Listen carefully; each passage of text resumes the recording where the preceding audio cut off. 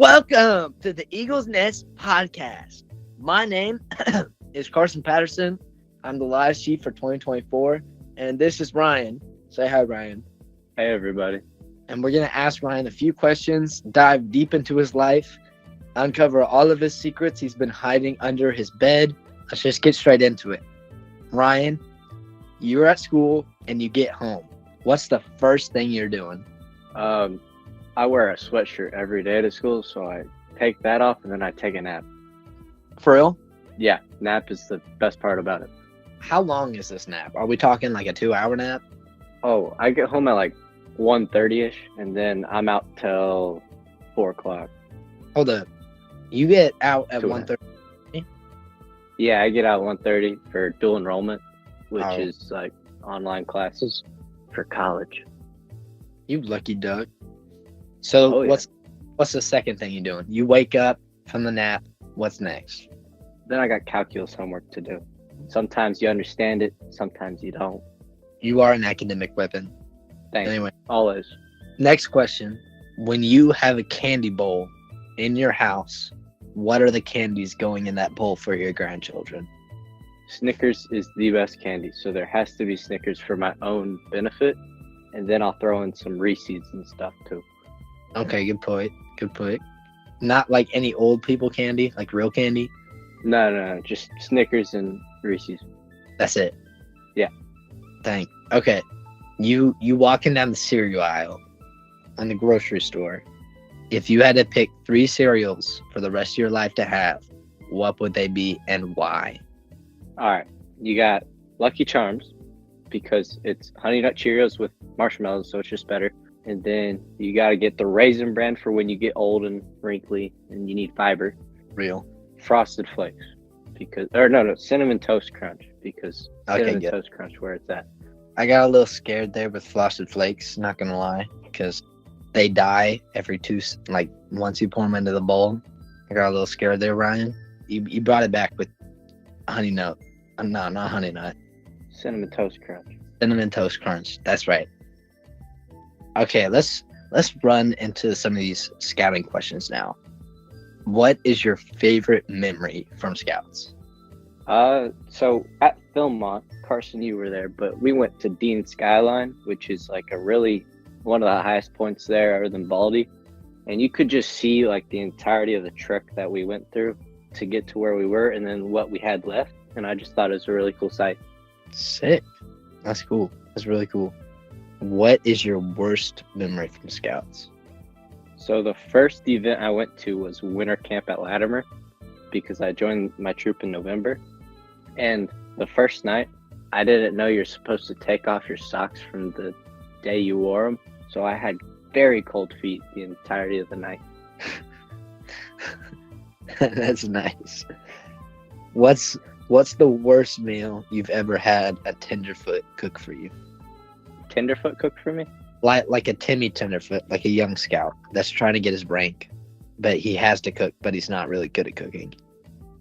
Well, one time there was a 13-year-old and he was cooking some eggs for breakfast. Burned the eggs onto the pan. Took like 30 minutes to get off because I was cleaning. And then also it's just burnt eggs with like no salt, no pepper. No salt? It was just plain burnt eggs. Oh, that's great. Next question. So you're obviously an officer of the Lodge.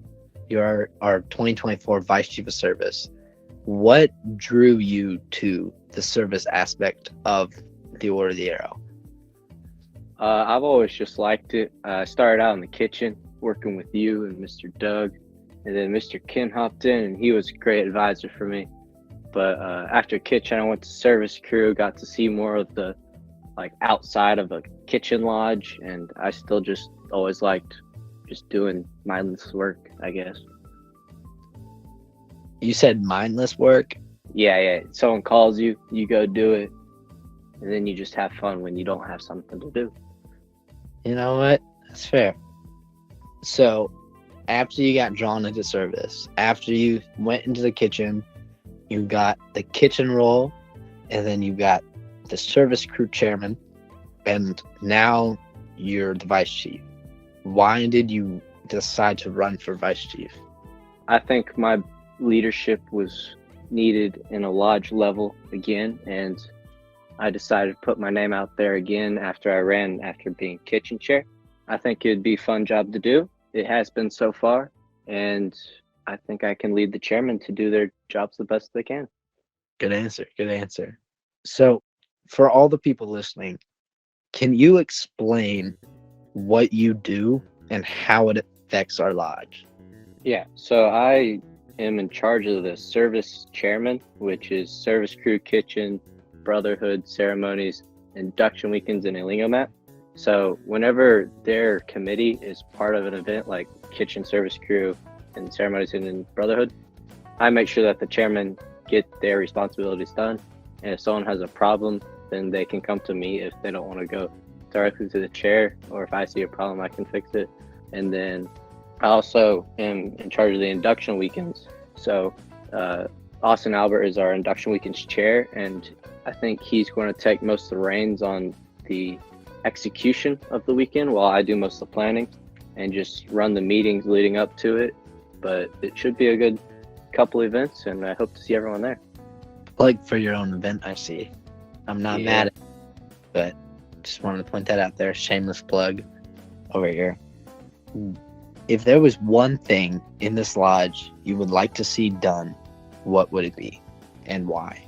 Everyone to show up to the events this year, because the more people, the better. Better Cracker Barrels, more services done, and we can just have a good time. That's a good point. That's a good point. Do you have any hobbies outside of scouting? I mean, I know scouting is all you do, but besides scouting, is there anything you else do? Well, I like to hang out with my friends. We play basketball a lot. We just had spring break, and I think I played it almost every day. And then over the summer, last summer, we started to play sand volleyball at the rec center. So that's always a fun time. You get to meet a ton of different people just from around the city, and it's just fun to play. Yo, what's the biggest thing from MYLT you've learned? The biggest thing has to be the stages of team development that I learned going through, and then when I staffed it, I got to like guide a team through it, which I think was like the biggest impact on how I lead people, just seeing how they interact with each other towards a goal that they weren't really sure what it was yet. So me and Ryan actually went through NYLT together in the same year. Ryan was in the youngest patrol and I was the second to youngest patrol. And we were across from each other. And Ryan, would you like to share the story of perhaps playing basketball with some potatoes? I'll let you go for this one, Carson. Well.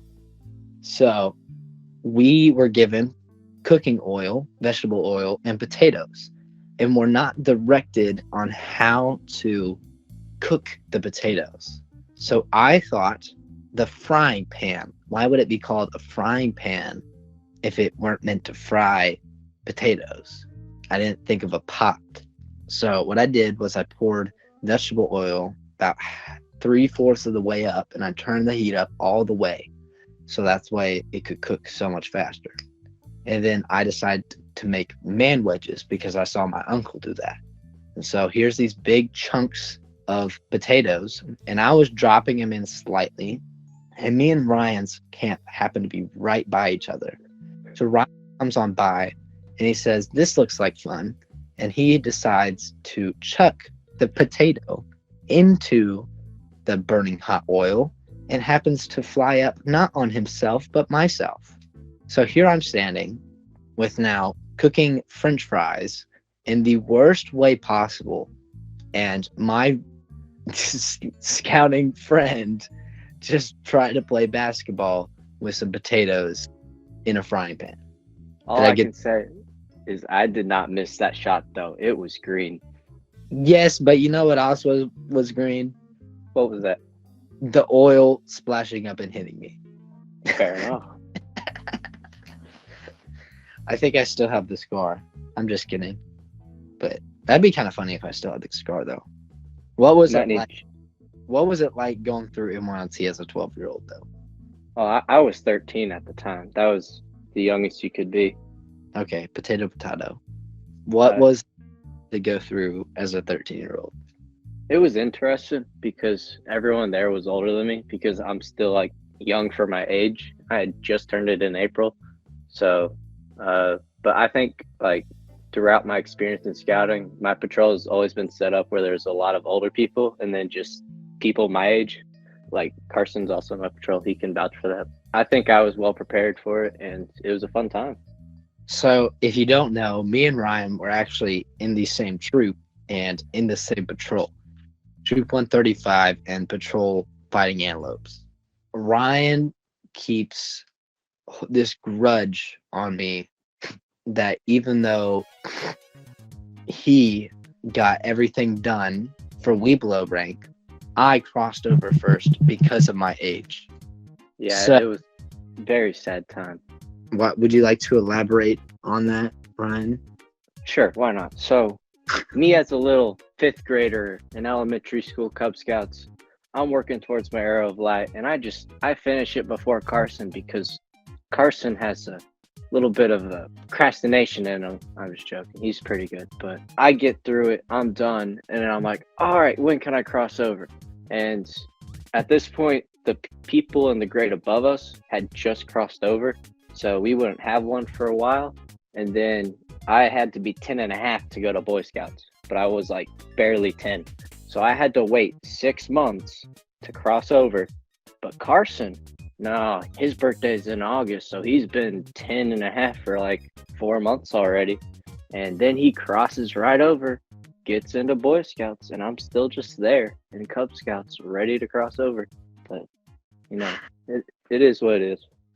So, National Leadership Seminar happens a few places across the United States, and Ryan and myself. No, Ryan went. Which one did you go to, Ryan? I went to the Atlanta one. Okay, so Ryan went up to the Atlanta one last year. Would you like to talk to that experience and kind of compare it to how it differs to MYLT? Sure. So NLS is a national training based on how to lead people in the OA compared to NYLT being how to lead people in your troop. So it mainly focused on resilience, in my opinion, and just continuing to try to better other people in the OA or environment instead of a troop one. What lessons did you learn at NLS? Well, first off, you were put into patrols like NYLT. So a lesson I learned was how different lodges do stuff across the entire region because they split off between the west and the eastern regions. It was interesting to learn that. And then the biggest thing I learned was during a game we played as a patrol is how to work with each other to get a job done. What was it like to talk with other lodge officers and realize that our lodges, even though there is a national guideline that we all try to follow, we differ so much in so many ways? What was that like to first hear that the lodges run things differently than we do? It was interesting because I didn't really know that we didn't just all have the same routine because I had met people that were like vice chief of like, I don't even know, but it was like there wasn't a vice chief of service in some of the lodges. I think they just called it logistics. So I guess the titles just being different. And then also there was a regular chairman that went to the course. And I thought that was interesting. And I think we should influence that in our own lodge. Yeah. Self-promo that. Say that again, Ryan. Chairman should go to NLS because it's a good training for all the committees in the OA. There you go. Now they get free promo. They should really pay you for that. All right. Let's finish this off. You get to choose between these 5 players: Kobe Bryant, LeBron James, Michael Jordan, Steph Curry, and Shaquille O'Neal. Rank these players in order overall. All right. Shaq, because he is ginormous and slam dunked a lot. He's got to be number 1. Okay. I'm guessing you said Michael Jordan in there, and he's the GOAT, so he's number 2. Okay. I'm gonna put Kobe at number 3 because he worked for it a lot more than everyone else in that commercial or an Instagram reel I saw. I don't even know, but he worked for his position at number 3. Then I'm gonna Yeah. have to go with LeBron and then Curry to toss Really? up between them two. So why Jordan at number 2? I think you'll anger a few viewers with that, but why? Oh, he's the best. You know, he did it all, and But Shaq I'm an old fashioned. Shaq at number 1. Shaq at number 1, 100%. Shaq at 1, Jordan at 2, Kobe at 3. Kobe at 3, LeBron at 4, Steph Curry at 5. Yeah. Well, I think we just solved the GOAT debate. All right, guys. This is the end of the podcast. I know it's so sad. You want to know so many secrets about Ryan, but we just don't have time. Also, because Ryan doesn't talk a lot. Because Ryan is service dude, and service dude don't talk a lot. You're So, welcome. it's so they don't overthrow the lodge. So, anyway, Ryan, do you have any last minute remarks? Thanks for having me. Thanks for having me on here. It's been fun. No, keep that in. Thanks for having on me. It has been a pleasure, Ryan, interviewing. Thank you for listening to the Eagle Nest podcast. Check out all the socials. Great stuff happening there. Maybe a TikTok sooner or later. I don't know.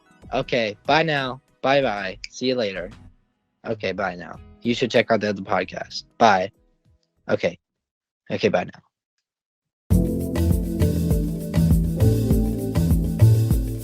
I wonder how much Emerson is going to have to edit out. Hopefully none of it. Yeah. Fingers crossed.